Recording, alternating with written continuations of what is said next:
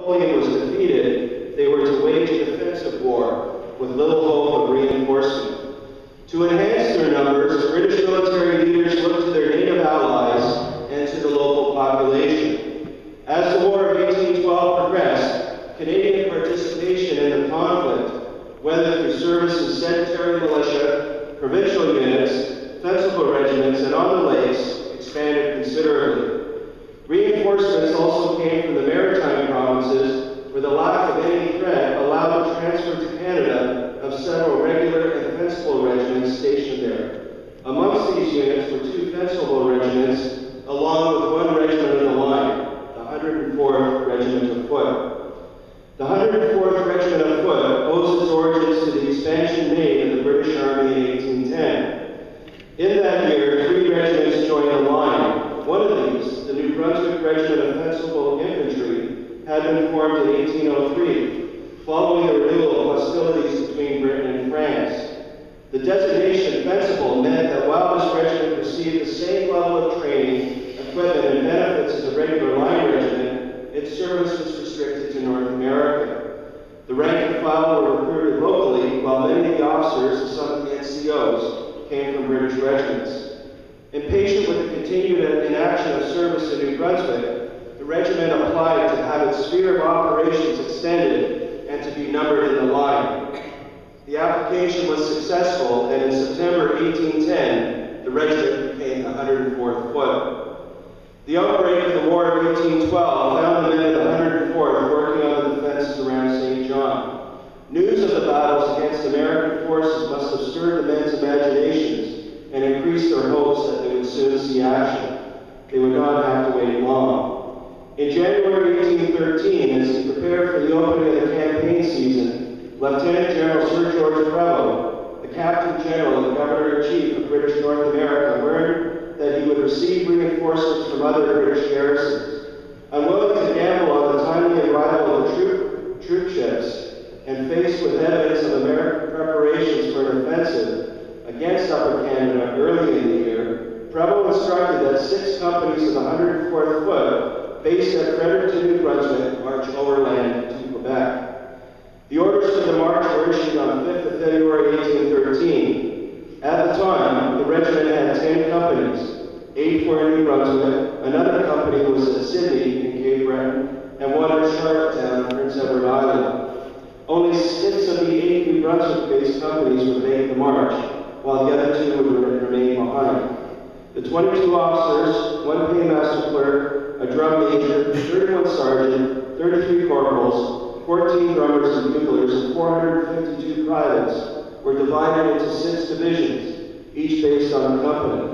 The 1st Division, including the regimental headquarters, departed Fredericton on the 16th of February 1813.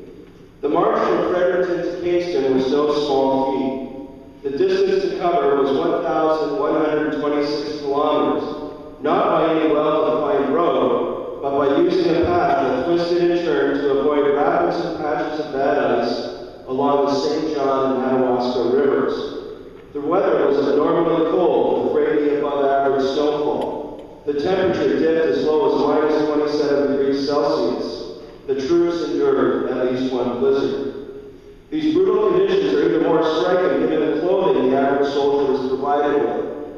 The men had woolen uniforms and a great coat that was augmented by a fur cap, mitts, scarves, and a blanket. One participant described his clothing as poor and scanty, their snowshoes and moccasins miserably made, even their mitts were poor, thin yarn. Except for short periods when sleighs were used, the regiment marched on foot. Accommodation was in any buildings that were available on the line of march. Barracks were provided once they reached the St. Lawrence River, and on several nights the troops camped in tents or huts made from snow and tree boughs. Bedding consisted of a thick layer of pine branches. When they left Fredericton, the men were issued with 14 days' rations. Each ration included 1 pound of pork, 10 ounces of biscuit, and coffee, tea, or even chocolate.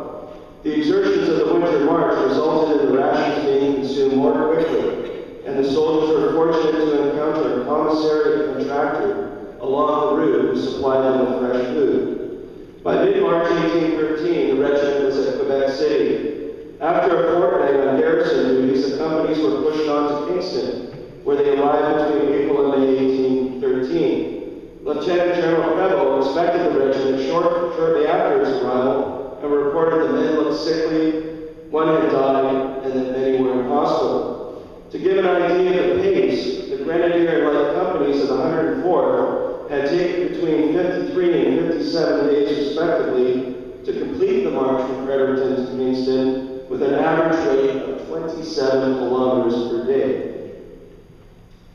Within days of its arrival at Kingston, the 104th saw its first action.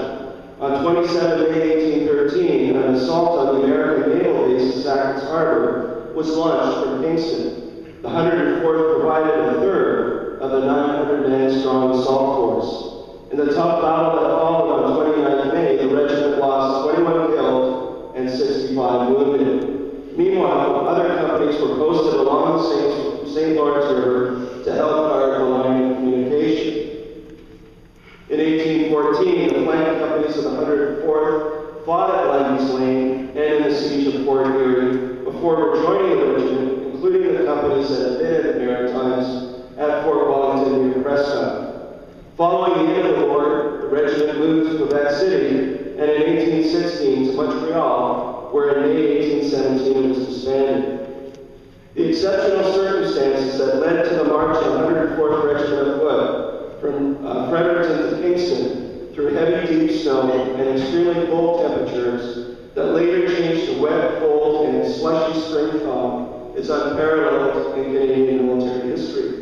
It is indeed fortunate that we are reminded by these men standing before us 200 years after these events of what the human spirit is capable of achieving